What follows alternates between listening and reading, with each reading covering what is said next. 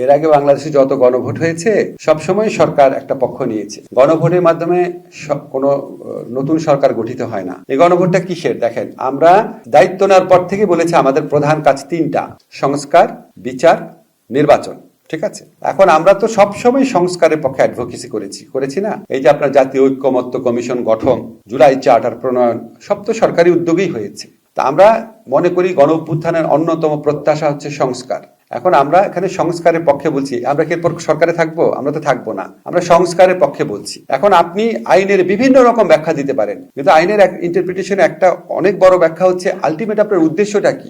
উদ্দেশ্য কি জনকল্যাণ, জনগণের স্বার্থ, রাষ্ট্রের স্বার্থ?